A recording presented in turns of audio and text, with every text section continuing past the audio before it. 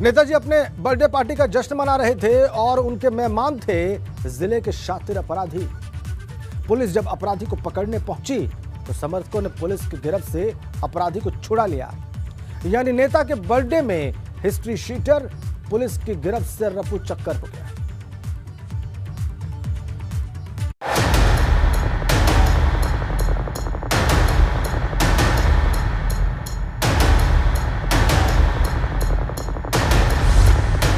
भाजपा नेता की birthday party में हिस्ट्री शीटर।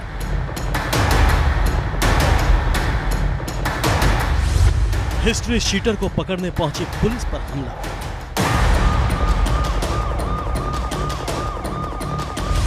नेता समर्थकों के आगे पस्त हुई कानपुर पुलिस।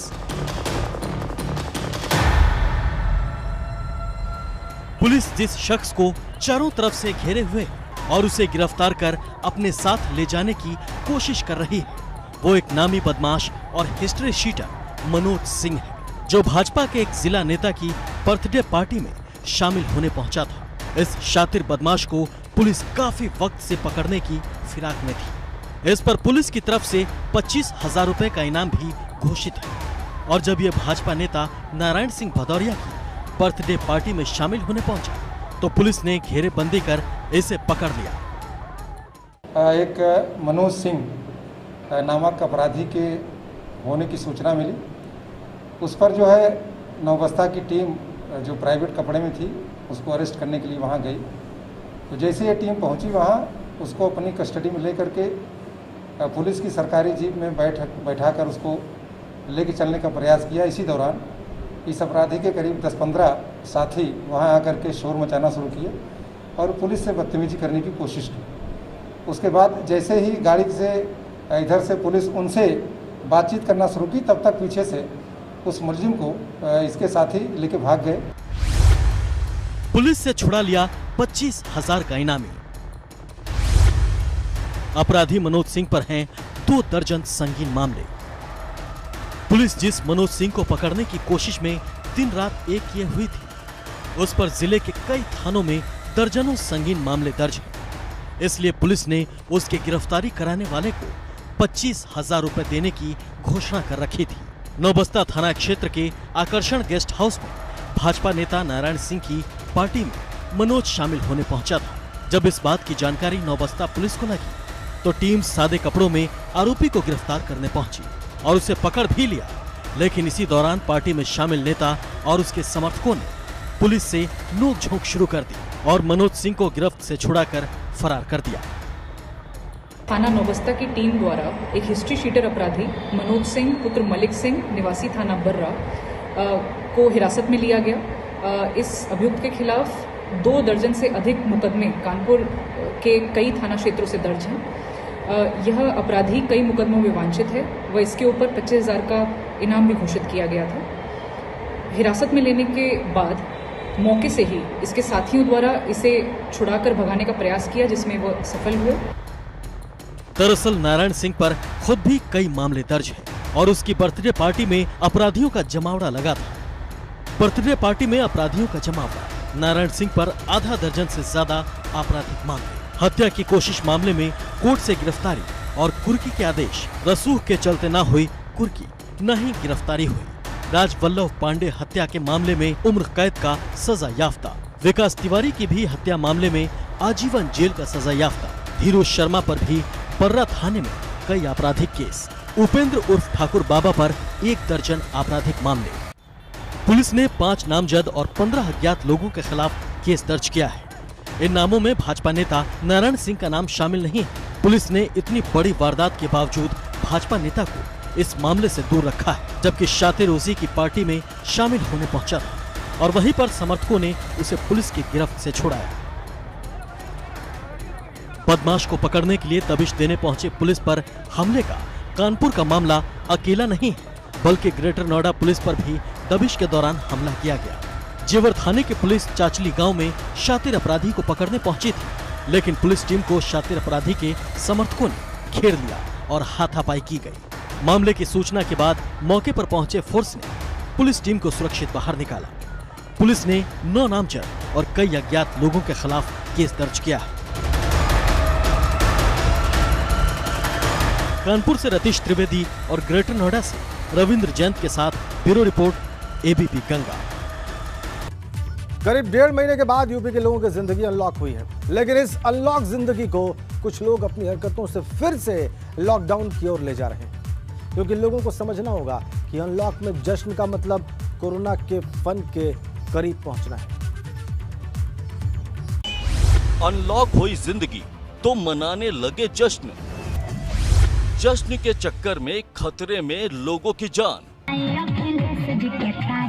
मंच पर बारबालाओं का डांस और नीचे सैकड़ों लोगों की ये भीड़ कोरोना काल में जानलेवा बीमारी को खुली दावत है। मंच पर बारबालाओं के साथ ठुमके लगाने वाले ये महाशय गोरखपुर के सपा नेता और जिला पंचायत सदस्य हैं।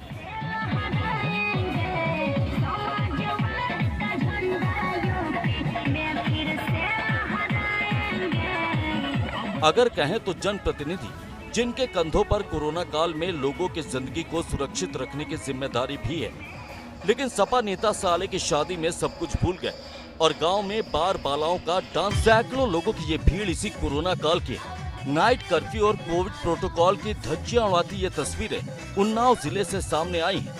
ये वीडियो अचलगंज थाना क्षेत्र के मैकुआ खेड़ा गाँव का बताया जा रहा है, जहां अनलॉक होने के बाद बारबालाओं के डांस कार्यक्रम का आयोजन किया गया,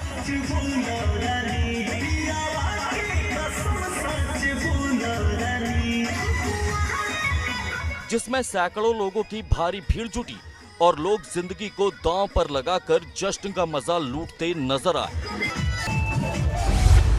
अनलॉक में भीड़ बढ़ा रही कोरोना का खतरा। कई जिलों में चढ़ने लगा कोरोना का ग्राफ। आगरा में कोरोना कर्फ्यू के हटते ही बुधवार को मंगलवार की तुलना में दोगुने मरीज मिले, लेकिन लोग मानने को तैयार नहीं। लोग बेवजह घरों से बाहर निकल रहे हैं और इस दौरान कोविड प्रोटोकॉल की भी जमकर अनदेखी हो रही है। लोग ना तो मास्क लगा रहे हैं और ना ही सोशल डिस्टेंसिंग को ध्यान में रख रहे हैं। लोगों की लापरवाही को देखते हुए जिला प्रशासन ने साफ कर दिया है कि जिले में कोरोना के 600 एक्टिव केस होने पर फिर से लॉकडाउन लगा दिया जाएगा। आगरा अनलॉक होते ही संक्रमण की रफ्तार यहाँ दोगुनी हो गई है। कल आगरा में 24 नए संक्रमित मरीज मिले हैं, लेकिन लोग एक बार फिर से लापरवाह हो रहे हैं, बेफिक्र हो रहे हैं और कहीं ना कहीं कई सारे लोग ऐसे भी हैं जो मास्क नहीं लगाए हुए हैं या जो लोग कहा जाए सोशल डिस्टेंसिंग की धज्जियां उड़ा रहे हैं। और यही वजह है परसों से जो मरीजों की जो संख्या है कल दोगुनी हो गई है।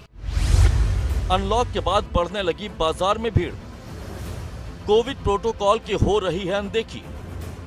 आगरा में मंगलवार को 13 मरीज मिले और बुधवार को 24 नए केस सामने आए। 5 दिन बाद सामने आए नए केस। प्रयागराज में भी बाजारों में उमड़ी भीड़।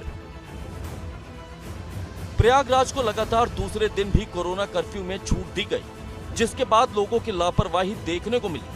लोग बेवजह बाहर के हाल जानने के लिए सड़कों पर घूमते नजर आए। अनलॉक के बाद दूसरे दिन से ही लोगों ने धीरे धीरे लापरवाही दिखानी शुरू कर दी। तमाम लोग बिना मास्क के ही घूमते नजर आए। अनलॉक के दूसरे दिन पुलिस प्रशासन भी मुस्तैद नजर नहीं आया।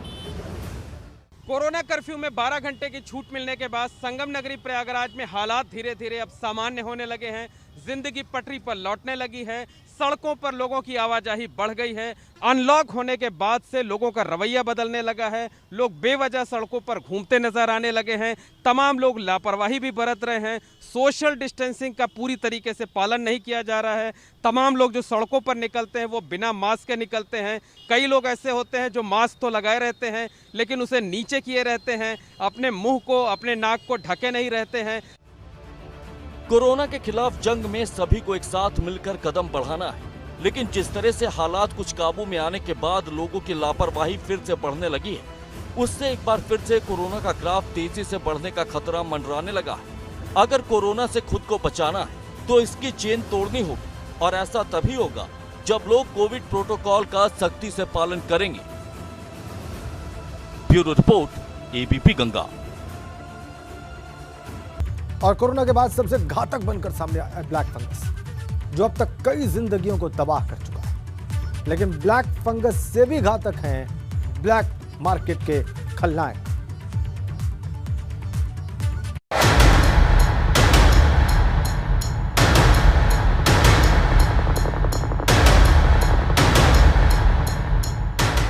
पुलिस की गिरफ्त में मौजूद ये 2 शख्स और इनके साथ पकड़ी गई इंजेक्शन की खेप ने हड़कंप मचा दिया है। कार्रवाई की ये तस्वीरें पुरानी हैं, लेकिन इन ब्लैक फंगस में इस्तेमाल होने वाले इंजेक्शन को लेकर नया और चौंकाने वाला खुलासा सामने आया है। ब्लैक फंगस इंजेक्शन की नकली फैक्ट्री।